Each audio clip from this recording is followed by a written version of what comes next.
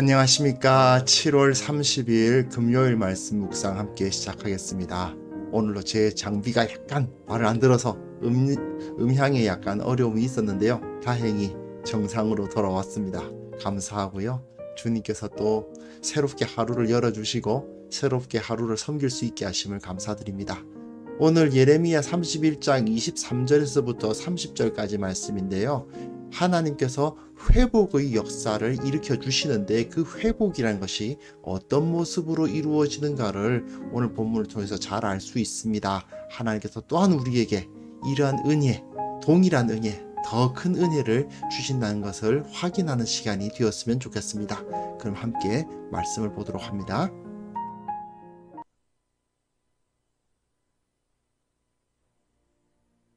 만군의 여호와 이스라엘의 하나님께서 이와 같이 말씀하시니라. 만군의 여호와 이스라엘의 하나님께서 이와 같이 말씀하시니라. 내가 그 사로잡힌 자를 돌아오게 할 때에 그들이 유다 땅과 그 성읍들에서 다시 이 말을 쓰리니 곧 의로운 처소요 거룩한 산이여 여호와께서 내게 복 주시기를 원하노라 할 것이며 유다와 그 모든 성읍의 농부와 양떼를 인도하는 자가 거기에 함께 살리니 이는 내가 그 피곤한 심령을 상쾌하게 하며 모든 연약한 심령을 만족하게 하였습니다. 하시기로 내가 깨어보니 내 잠이 달았더라. 여호와의 말씀이니라. 보라, 내가 사람의 씨와 짐승의 씨를 이스라엘 집과 유다 집에 뿌릴 날이 이르리니 깨어서 그들을 뿌리 뽑으며 무너뜨리며 전복하며 멸망시키며 괴롭게 하던 것과 같이 내가 깨어서 그들을 세우며 심으리라. 여호와의 말씀이니라. 그때에 그들이 말하기를 다시는 아버지가 신포도를 먹었으므로 아들들의 이가 시다 하지 아니하겠고 신포도를 먹는 자마다 그의 이가 신 것 같이 누구나 자기의 죄악으로 말미암아 죽으리라.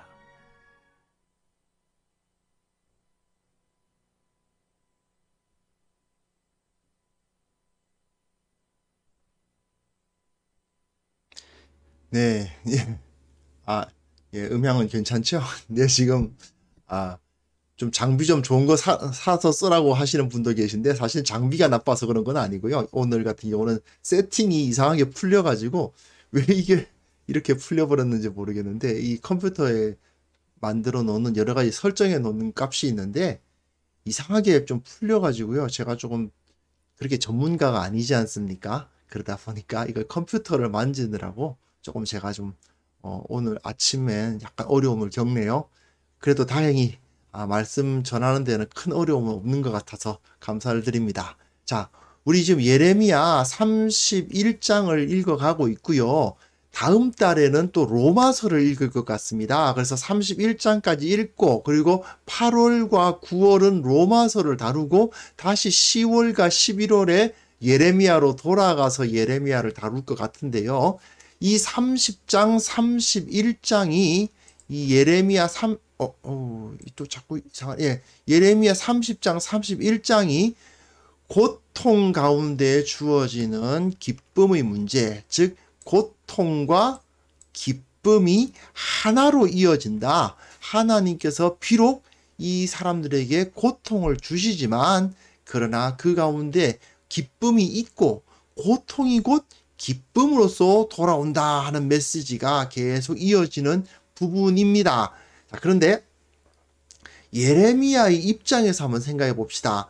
1차 침공, 2차 침공, 3차 침공, 바벨론이 3번에 걸쳐서 쳐들어왔어요.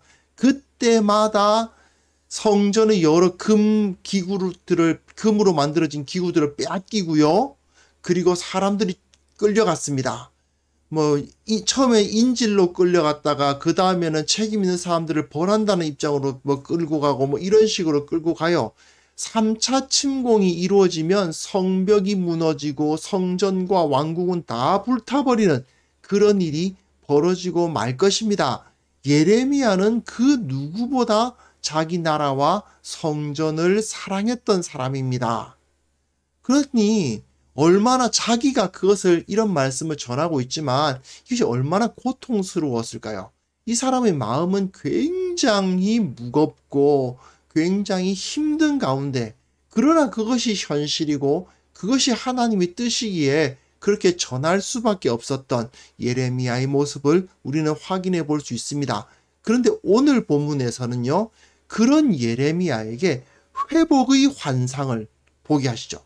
완전 회복되는, 지금은 망하고 무너지고 완전히 없어져 버릴 하나님의 나라 또한 성전이지만 그것이 하나님의 영광으로 말미암아 재건될 것이다 하는 것을 바라보면서 안식을 누리게 되리라고 예레미야는 말씀을 전하고 있는 겁니다. 오늘 본문 보시면요, 만군의 여호와 이스라엘의 하나님 이렇게 표현하고 있어요.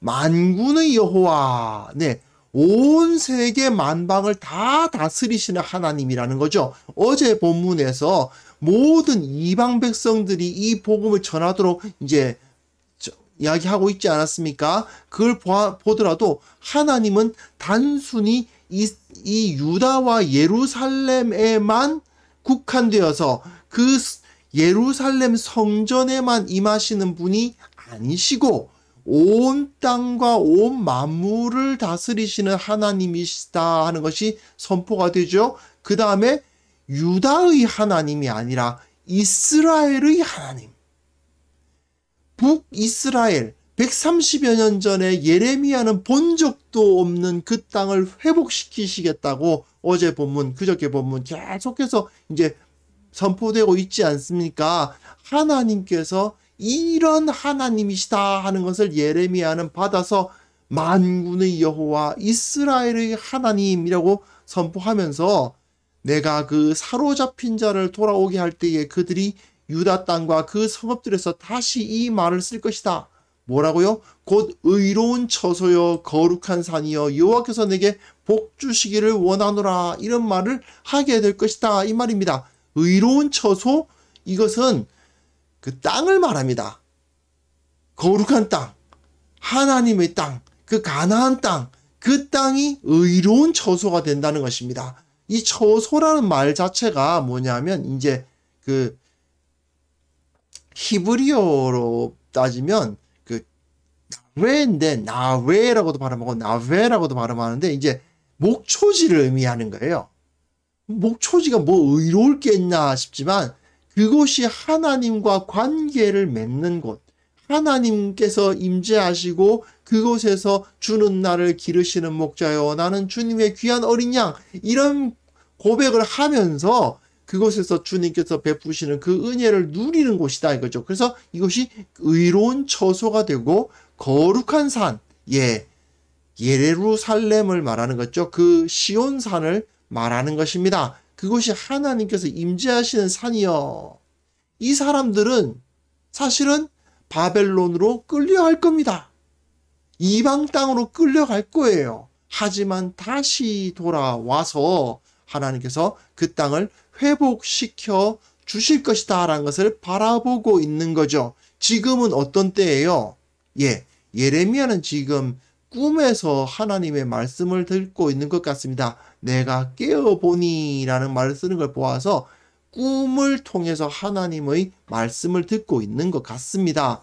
지금 상황은 1차, 2차 침공을 당해서 그야말로 바람 앞에 등불이나 다름없는 상황이 바로 예레미야가 보고 있는 유다의 현실이에요.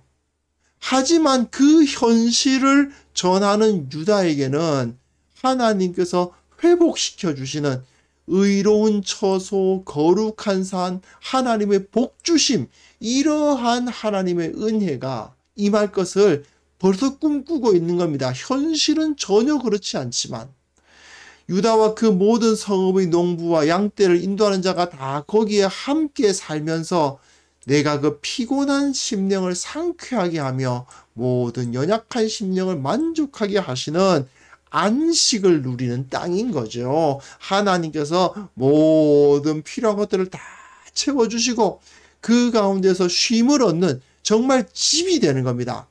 거룩한 사람들의 집. 그래서 내가 깨어보니 내 잠이 달았더라. 그렇죠. 잠을 자는 동안에는, 즉 하나님의 말씀을 듣는 그 시간에 이 사람이 뭘 했다는 겁니까? 그 하나님께서 회복시켜 주실 그 땅을 미리 경험한 거죠. 그 꿈을 통해서 하나님의 임재하심과 하나님께서 주시는 그 말씀을 통해서 미리 하나님의 나라를 경험하다 보니까 잠을 자고 하나님의 말씀을 듣는 그 가운데 너무나도 단잠을 자면서 그것에서 편안함을 누릴 수 있었던 겁니다. 예레미야가 말씀을 전하기 시작하면서 과연 잠을 편히 잔 날이 며칠이나 되겠습니까? 얼마나 고통스럽고 얼마나 고생스러웠겠어요. 사람들은 전부 다 나쁜 말 한다고 예레미야를 비난하지요. 자기도 너무나도 사랑하는 이 땅이 망할 거라는 소리를 해야 되니 괴롭죠. 정말 잠이 오겠습니까? 그런데도 불구하고 하나님께서는 그를 잠들게 하시고 편안한 잠을 주시는데 그 편안한 잠이 어떻게 주어진다고요? 70년 후에 아마 그때까지 예레미야는 살아있지 못할 겁니다. 하지만 그럼에도 불구하고 미리 그 땅에서 이루어질 그 평안함과 그 기쁨을 회복시키실 그 하나님의 나라를 경험해 볼 수 있도록 미리 맛볼 수 있도록 해 주시는 거죠. 그걸 통해서 이 땅에서 지금 상황에서 너무나도 힘든 현실이지만 거기서 안식을 미리 체험할 수 있게 되었음을 알 수가 있습니다. 그 다음 본문 보시면요.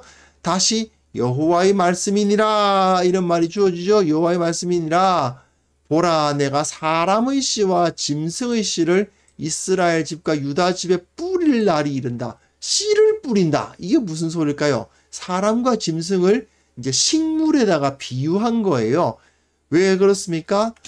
그들을 뿌리 뽑으며 무너뜨리며 전복하며 멸망시키며 괴롭게 하던 것과 같이 하나님께서 그 이전에 어떻게 하셨어요? 이 땅을 한마디로 말해서 갈아엎어 버리신 겁니다. 이 유다 땅이 하나의 밭이죠. 그 밭에 여러 사람들과 짐승들이 살고 있었습니다. 그런데 하나님께서 그걸 갈아엎어 버렸습니다. 왜요? 너무나도 죄악이 가득 차니까. 한마디로 말해서 썩었으니까. 그들이 맺는 열매가 결코 좋은 열매가 아니었기 때문에 하나님께서 깨어서 내버려 두지 않으시고 깨어서 그들을 뿌리 뽑으며 무너뜨리며 전복하며 멸망시키며 괴롭게 하셨습니다. 예, 갈아엎어 버리셨습니다. 하지만 또한 깨어서 이번에는 다 망가져 버린 그 땅을 다 갈아엎어 버린 다음에 70년 동안 그 땅을 묵혀두시는 거죠. 그 이후에는 어떻게 하십니까? 그들을 세우며 심으리라. 깨어서 다시 깨어서 그것을 세우고 심으시는 그런 역사를 일으키시는 것입니다. 이런 일이 벌어지면 어떤 상황이 벌어지냐면요. 그때 그들이 말하기를 다시는 아버지가 신 포도를 먹었으므로 아들들의 이가 시다 하지 아니하겠다. 이게 무슨 뜻이냐면요. 아버지가 신 포도를 먹었다? 조상이 잘못해서 아들들의 이가 시다? 내가 지금 고생을 한다 그 말입니다. 잘 되면 제 탓이고 못 되면 조상 탓이라고 하지만 여기서 이스라엘, 이 유다의 사람들이 무슨 얘기를 하느냐 하면 우리 조상들이 잘못해가지고 우리가 이 고생을 한다 이런 소리를 하고 있었다 이거예요.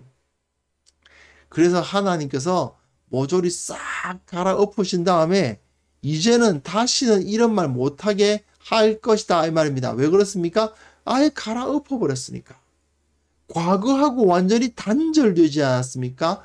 과거의 죄악과는 완전히 끊어버리고 새로운 하나님의 나라가 만들어졌죠. 신 포도를 먹는 자마다 그의 이가 신 것 같이 누구나 자기의 죄악으로 말미암아 죽으리라. 사실 하나님께서는 그 이전에도 연좌제, 아버지가 잘못해서 아들이 못 되게 하는 그런 하나님은 분명히 아니세요. 분명히 아니십니다. 히스기야도 그렇고 요시야도 그렇고 하나님께서 인정하시는 선한 왕들의 아버지, 그들은 굉장히 악한 왕들이었어요. 그럼에도 불구하고 그들은 하나님 앞에 바로 서고 하나님을 의지하는 바른 왕이 될 수 있었습니다. 그러니까 하나님께서 연좌제 같은 것을 쓰시는 분은 분명히 아닙니다. 하지만 인간들이 이제 자기 탓은 할 줄 모르고 조상 탓을 하죠. 과거에 우리 그 조상들이 잘못했기 때문에 우리가 이런 어려움을 겪는다, 뭐 이런 소리를 하는데, 하나님께서는 이제 완전히 모든 것을 새롭게 하실 것이기 때문에, 완전히 갈아엎어 버리시기 때문에, 과거의 역사와 단절이 일어났기 때문에 출애굽할 때 이 사람들은 과거의 종노릇하던 역사와 자기들을 단절하지 않았습니까? 그와 마찬가지로 출바벨론이 이루어지고 나면 과거로부터 이어져 내려오는 어떠한 죄악의 영향력도 그들을 붙잡을 수 없게 될 것이다. 이렇게 하나님께서는 말씀을 하고 계신 겁니다.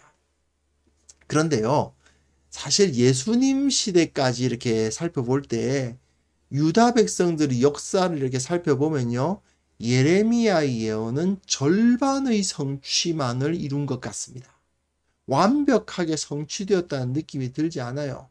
분명 유다 백성들이 바벨론으로부터 돌아온 것은 사실입니다. 하지만 찔끔찔끔 돌아오다 보니까 출애굽처럼 60만 대군이 쫙 나와가지고 그 땅을 탁 차지하고, 이게 아니에요. 그 자리에서 찔끔찔끔 돌아와요. 그러다 보니 그 땅의 진짜 패자는 누구입니까? 이스라엘이, 유다가 그 땅의 진정한 그 다스리는 자라는 느낌을 받지를 못합니다. 바벨론이 페르시아, 바사에 의해서 망하고 난 다음에 그 고레스 왕이 돌려보내주니까 그 땅으로 돌아오긴 했어도 여전히 페르시아의 신하였지요. 그 땅은 페르시아의 영토로서 그냥 자치권을 인정받을 수밖에 없었습니다. 게다가 성전 재건은 어떻습니까?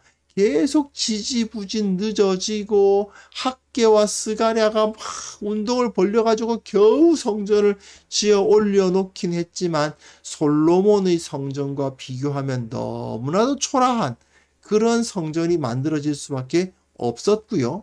그리고 예수님 시대까지 그 성전이 제대로 세워지지 않아서 헤롯, 사실은 하나님의 백성이라고 말하기가 어려운 정말 악한 왕이었던 헤롯에 의해서 그 성전이 그냥 휘황찬란하게 만들어지긴 했지만 정작 그 성전 안에는 죄악이 들끓는, 그래서 예수님께서 말씀하시지 않습니까? 도둑의 소굴을 만들지 않았냐라. 이게 이제 예레미야 7장 11절에 나와 있는 그 표현을 그대로 예수님께서 사용하셔서 그 성전을 도둑의 소굴로 만들어버리는 그런 역사가 실제로는 진행이 됐었죠. 예수님 시대까지만 봐도 이 유대인들은 예레미야 이전의 죄악된 모습으로 돌아간 것만 같은 그런 모습을 보였던 것이 사실입니다. 즉, 나라로서의 이스라엘, 이 땅에 세워진 민족 국가 이스라엘을 통해서는 이 예레미야의 예언은 완전히 성취되지 않았습니다.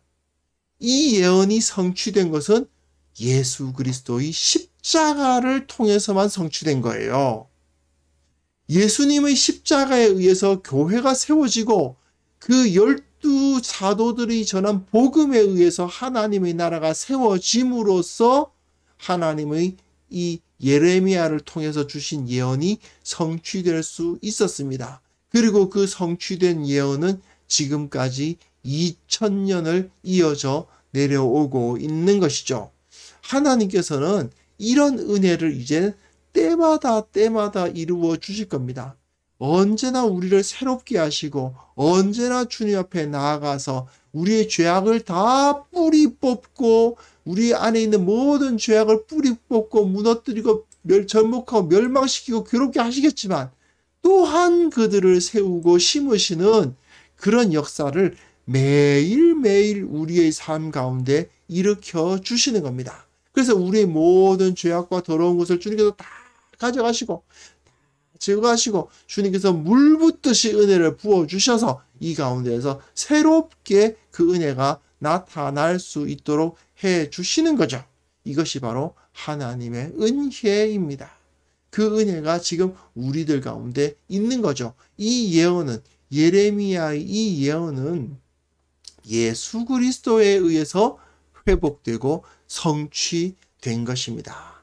그래서 이제 우리는 이러한 은혜가 우리의 심령 가운데 어떤 나라가 아니고요. 이스라엘 나라, 그 땅, 그 지역에서 어떤 일이 일어나는 것이 아니라 온 세계 만방에 흩어져 있는 예수 그리스도를 주님으로 고백하는 수많은 사람들에 의해서 이런 은혜를 이루어 가시는 겁니다. 매일의 삶 가운데, 그리고 그들이 살아가고 있는 그 땅 각 곳에서 그 은혜가 이루어져 갈 것입니다. 그렇기 때문에 우리가 오늘은 이런 기도를 했으면 좋겠습니다. 정말 하나님께서 매일매일의 삶 가운데 우리를 새롭게 하시는 은혜, 그 은혜를 늘 경험하면서 살게 하여 주옵소서. 혹시라도 우리가 죄악 가운데 있고 주님 앞에 부끄러운 것이 있다면 주님께서 나타나셔서 그것을 다 뽑아내어 버리시고, 그리고 새롭게 해주시는 그 은혜를 경험하게 하여 주시옵소서. 이 교회가 일신 우일신이라 그러죠.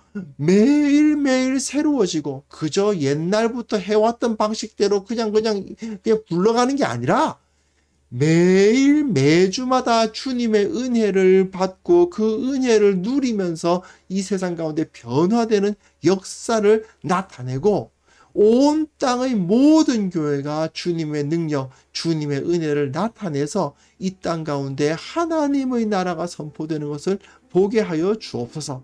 이 시간 우리의 기도가 되어야 되겠습니다. 함께 기도합시다.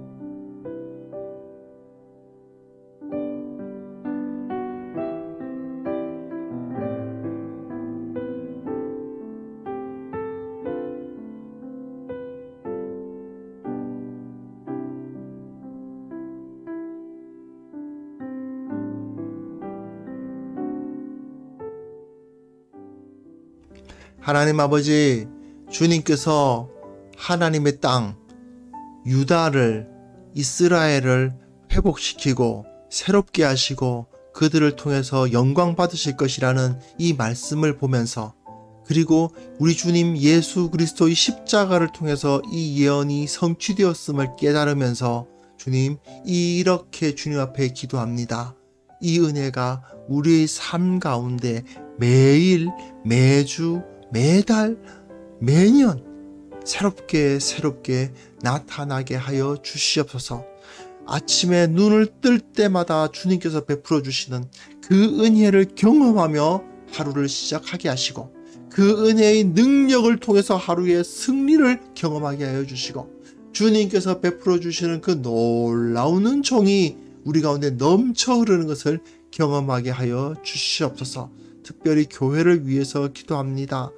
교회가 오래된 역사를 가지면 가질수록 오히려 더 새로워지고 오히려 더 주님의 능력만을 힘입을 줄 알아야 할 터인데, 인간적인 관습과 행해오던 일들, 그저 이어져 내려오는 관성에 의해서 그저 굴러가고 있는 경우가 많음을 주님께서 보시나이다. 불쌍히 여겨주시고 용서하여 주시고, 결코 사람의 관습에 의해서가 아니라 하나님의 말씀의 능력과 주님의 은혜에 힘입어서 변화되고 발전하고 성숙하는 그러한 교회가 될 수 있도록, 교회도 매일매일 매주 새롭게 변화될 수 있도록 주님께서 은혜를 베풀어 주시옵소서. 아버지, 교회가 온 세상 가운데 세상을 새롭게 하는 역사를 일으켜야만 되겠습니다. 아버지께서 주시는 능력이 아니고서는 교회가 그 일 감당할 수가 없습니다. 주님께서 새롭게 이루시는 새로운 창조의 능력을 교회에게 불어넣어 주옵소서. 이 온 지구상에 세워진 모든 교회가 그 능력을 받아서 세상 가운데 새로운 역사를 일으키는 일들이 일어나게 하여 주시옵소서. 모든 나라가, 모든 대륙이, 모든 땅에 사는 모든 인류가 복음 앞에 다시 서는 역사를 주님께서 일으켜 주시기를 원하옵고 바라옵나이다. 이를 위해서 헌신하고 수고한 여러 선교사들 주님께서 붙들어 주시고 그들이 능력으로 그를 잘 감당할 수 있도록 도와 주옵소서. 주님, 오늘 간과없기는 주님께서 새로운 은혜, 새 힘, 새로운 기적과도 같은 하루 경험할 수 있게 하여 주시기를 원하옵고 함께 하시는 주님을 찬양합니다. 주님께서 영광받아 주옵소서. 예수 그리스도의 이름으로 기도합니다. 아멘.